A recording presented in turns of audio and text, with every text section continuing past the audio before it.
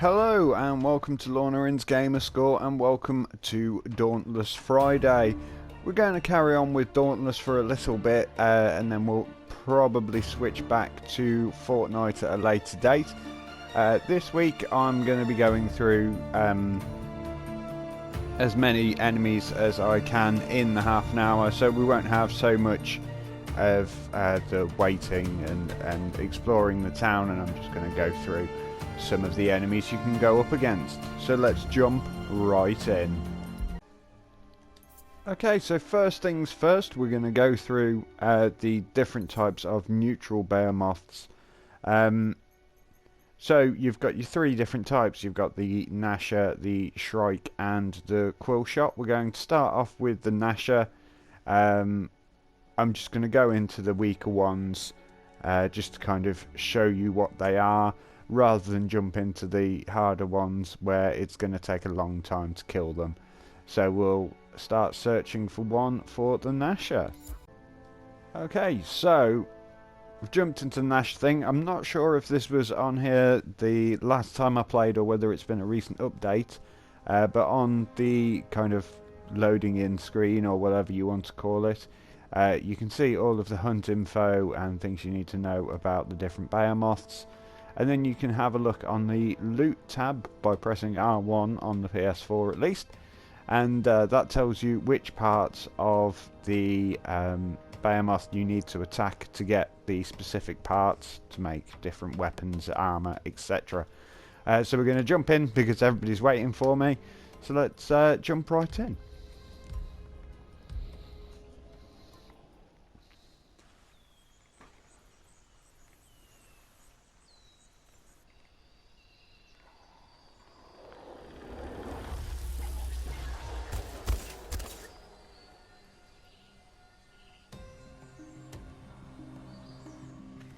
Okay, so let's go and hunt for the Gnasher then. So the lesser Gnasher is the first behemoth that you actually encounter when you start playing the game. Obviously this is the normal Gnasher, which is going to get very tiresome saying stuff like that, but never mind.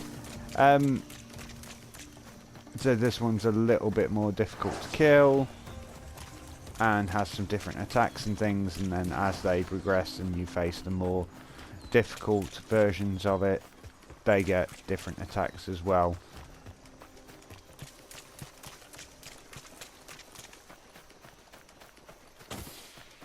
Oh, there we go, he's over here, and there he is.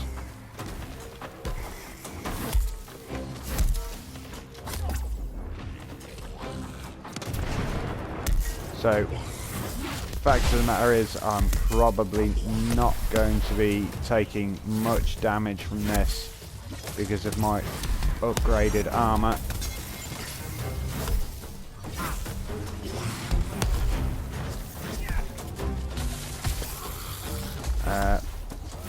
One thing that I will say about the Gnasher is they are quite quick, even the lower ones.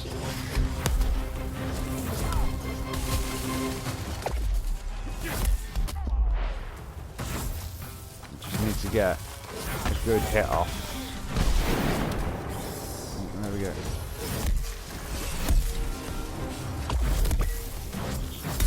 There we go. That's powered up my my hammer doing that special kind of attack, and he's just knocked me out just as I was about to really give him some.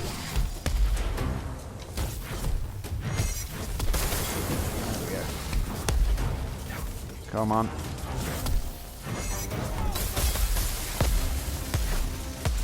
Oh, he's raging now.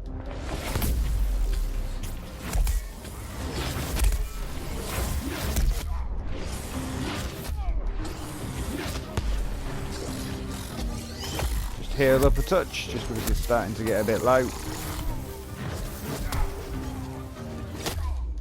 Yeah. So the Gnasher is... it does kind of like a little charge thing, and if you manage to hit it just as it's about to do the charge. Oh, need to heal again. Just after I was bragging about how little damage I was going to take.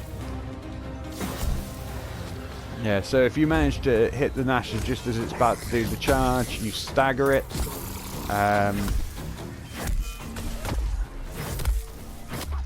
There you go, just as it does that, so the little red lines appear around its head, and then if you hit it in the head when it's about to do that,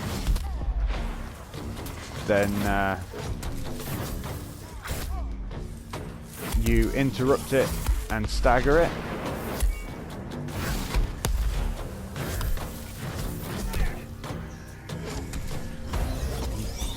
Again.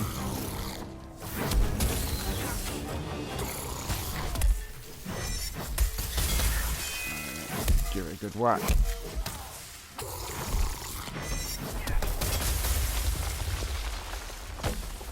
He's run off now, so we need to go and find him again. So with all of the behemoths, once you cause a certain amount of damage to them, they either burrow or they fly off, and you have to go and find them again, which anybody who's watched my previous videos on this game will know, or if anybody has played this game will know.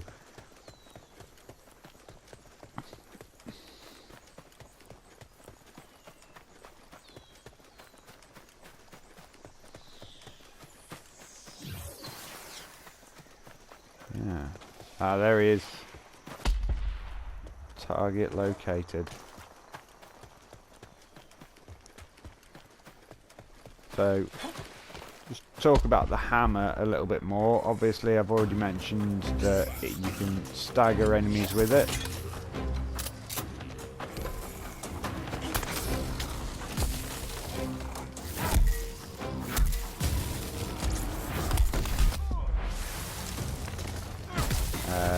But it is incredibly slow.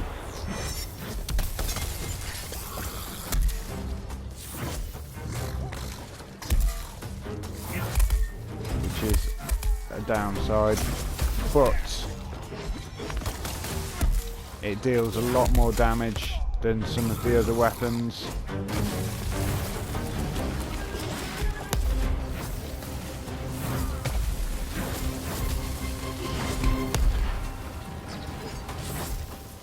But you do have to get really, there we go, really, oh, fumbled that one, really up close and personal.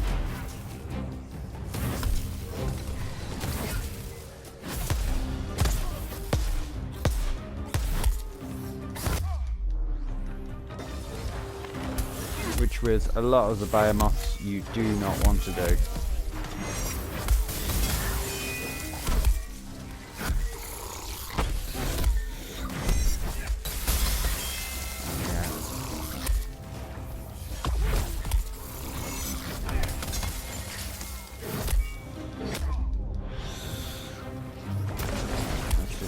Drop that again.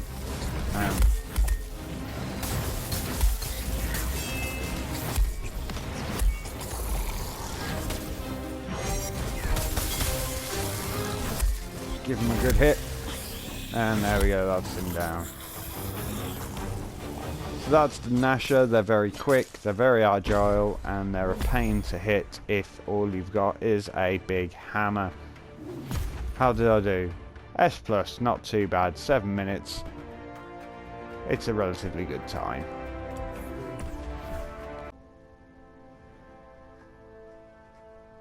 So next up is the Shrike. Again, it's another neutral behemoth, which means I could use any kind of elemental armor or any elemental weapon, and it really wouldn't have much of a benefit or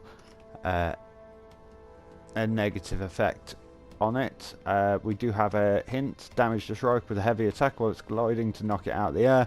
That's going to be difficult, especially with a hammer. But we'll see. We'll see if I can actually manage to do that. More parts to the Shrike, so there's different places to hit it. to get different items. So yeah, that's the Shrike really in a nutshell. Basically a giant owl. So we'll jump into this one and we'll see how it attacks, whether it's slow, whether it's fast, and things like that. So let's jump right in.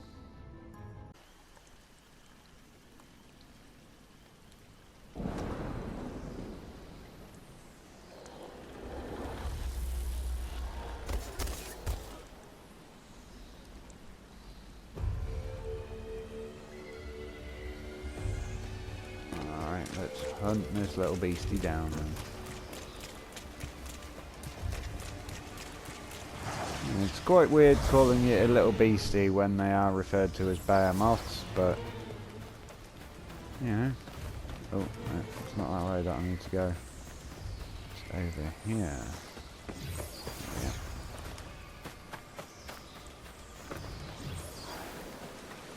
Where are you?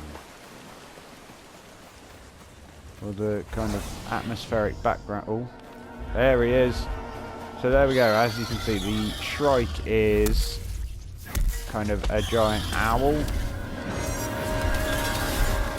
There we go. There's the glide that I need to hit it during.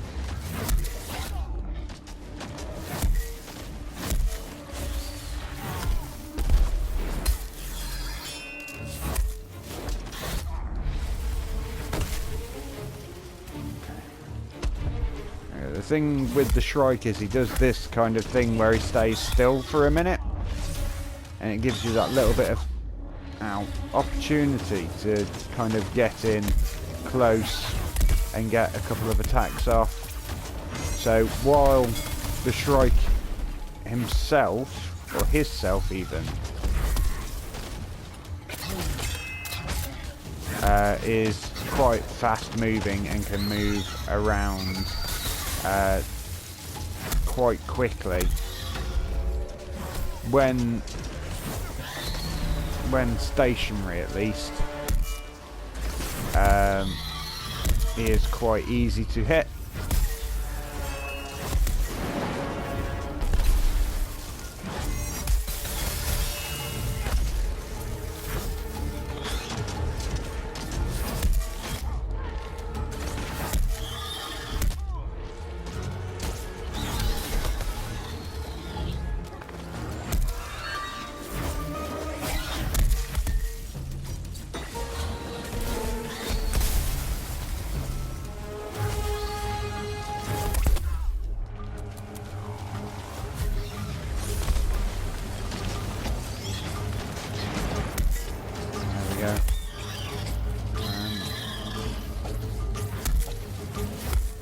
Come on.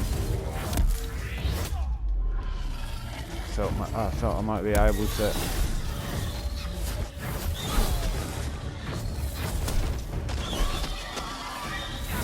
See, it's when he does that glide, and you can always tell when you can interrupt a behemoth, because they'll have those lines appear around their head, which will indicate that that's when they can be staggered.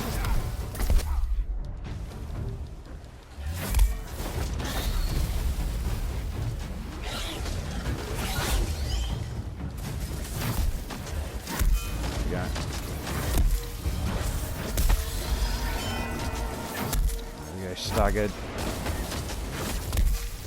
Really just ripping into him now.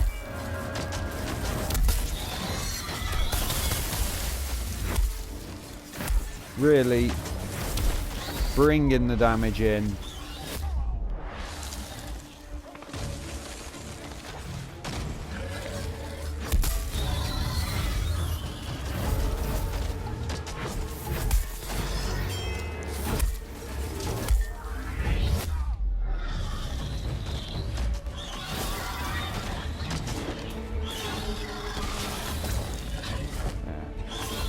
Quite a good thing with the Shrike as well, if it gets to it, and that is when you've dealt enough damage and it decides it's time for it to fly out.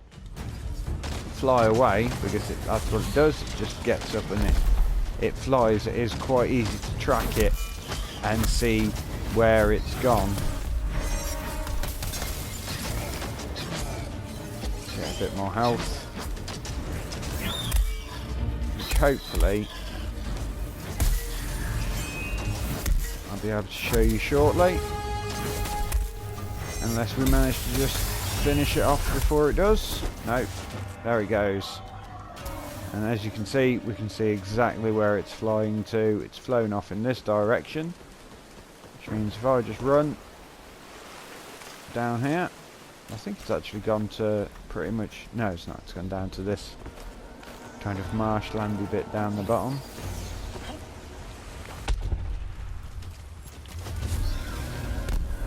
Let them know that I found it, even though I think they're all on the way here anyway.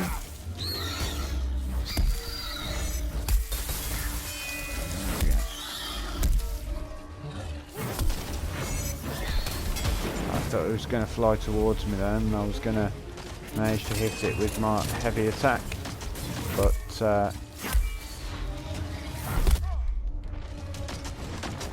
unfortunately not.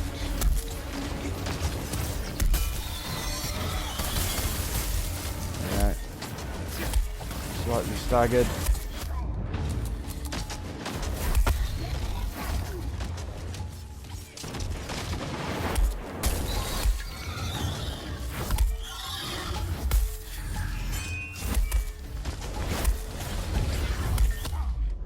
Oh.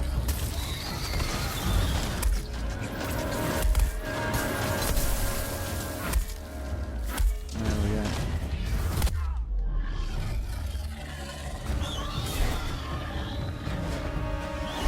Drop a bit more health in. Yeah, so when it becomes enraged like that, when it goes all red and stuff, it does tend to fly about an awful lot.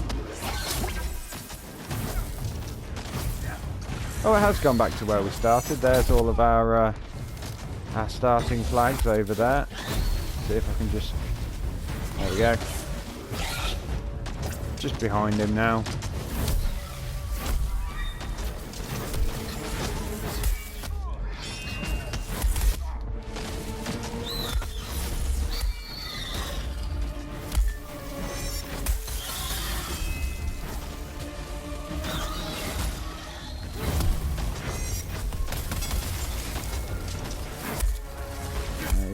Stop being enraged, and that's him down. There we go.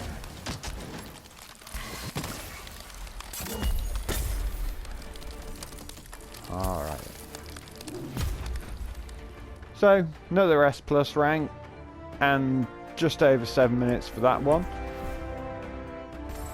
Which means I think we'll probably have time for one more, which is going to be the quill shot. So this is kind of, it's difficult to explain what this is. It's kind of like a warthoggy kind of thing crossed with a porcupine, I guess. You'll see exactly what it looks like shortly, so we'll get into that in a minute. As you can see, there's a lot of different parts to it. There are some parts that are more difficult to get hold of than others, because you have to attack specific parts which you might not be able to get to reach. So let's just jump into this one, and I'll show you what the quill shot is all about.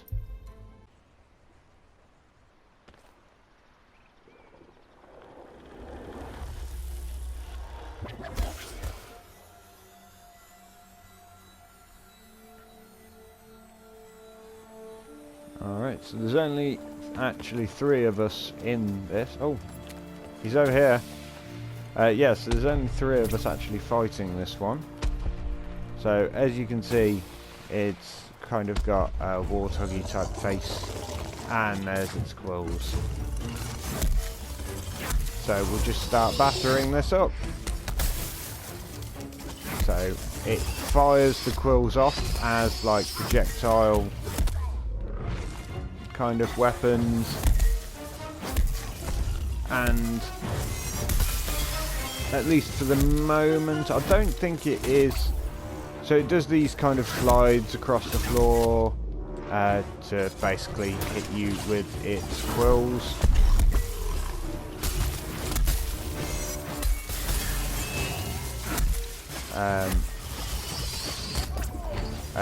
Well, one thing that I have noticed is that you can get a lot of the quill shards from it.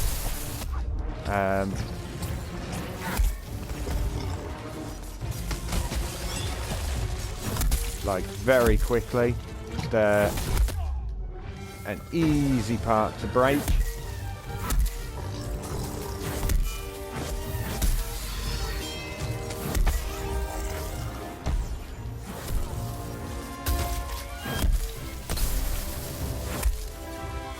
There we go.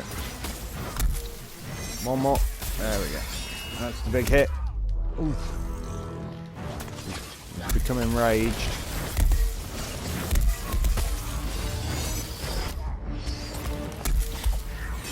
See, I got interrupted then.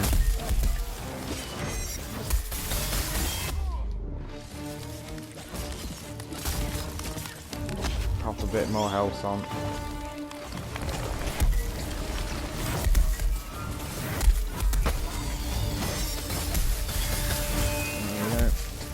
Knocked him.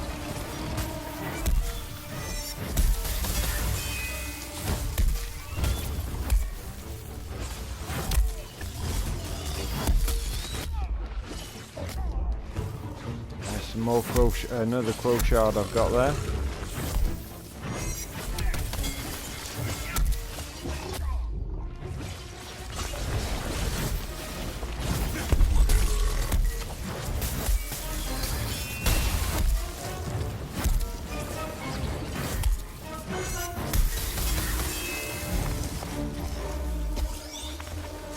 There we go. He's now burrowing away. Yep, you two heal up. I'm going to go and try and find out where he's gone. So, as you may notice, the maps, more so for the neutral behemoths, but the maps do change. Like, for example, with the ice behemoths, you will tend to fight them in this sort of on this sort of map with kind of icy snow and all of that, and then the fire ones tend to be in the desert. But then the ones that don't have kind of an elemental thing, so like the umbral behemoths and the radiant behemoths and the neutral ones, they kind of can be on any map.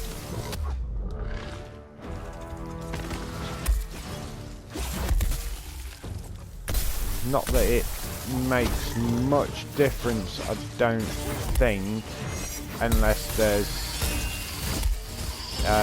something in the game that I haven't figured out yet, where the location gives you benefits from your armor. But at the moment, at least, as far as I'm aware, it's only which behemoths you're fighting that give you different benefits. Like if you're fighting ice behemoths, you use ice type armor. So there we go, that was the quill shot as well. So S plus, only nearly 5 minutes for this one. There we go, 21 quill shards we got from that. Like I was saying, they're quite easy to get because they are just the weak spines on the back of it which break quite easily. And that is very nearly it for this week's Dauntless Friday. First things first, we're just going to have open these Slayer cores. Alright, so we've got well, we've got another +3 one. Increases stagger damage, which is always good. Which I could actually use right now. I don't think I've got a +3 offensive one. I think they're offensive. the hand with the knuckle dusters. Certainly seems it. And then what have we got in the utility core? Alright, so we've got... So occasionally you do get crafting reagents as well. And just a couple of +2s and a +1 kind of support ones as well. Okay, so before I do go, in one of my previous videos I did talk about the flags that you find around Ramsgate. Well, because it is now the next season, or they've just updated it, it's now these skulls you have to look out for. But they are permanently on the map, so you can see all the locations, well, in the town, so you can see all the locations that they could be, but only 10 of them will be lit up a day, so you have to search around the entire town to find them still. But at least you know exactly where they are going to be. The other change that's happened is the trials over here. Not 100% sure unless it is updated. What's happening? Oh, there we go. I can buy stuff from her with these icons that'll give various different options, but I do not know how to actually start gaining them. We can have a look at the leaderboards, of which there is apparently nobody on. So unless it's just a thing that you don't get access to until you've done a bit more of the game, or whether it's something they're planning on implementing later on and they've just put it in for now to spark people's interest, I'm not sure. But yeah, that's all for this week's Dauntless Friday. Thank you very much for watching. Next week I'm going to do something similar, but we'll go through the Blaze Behemoths and we'll just do a series week on week of going through the different Behemoths, what their strengths are, what their weaknesses are, if they're elementals at least, and beat them up a little bit, probably with a big hammer, or I might whip out the chain blades or something. But yeah, that's... Oh, you're ruining my shot. Thank you very much for watching, and I will see you next time. Bye bye.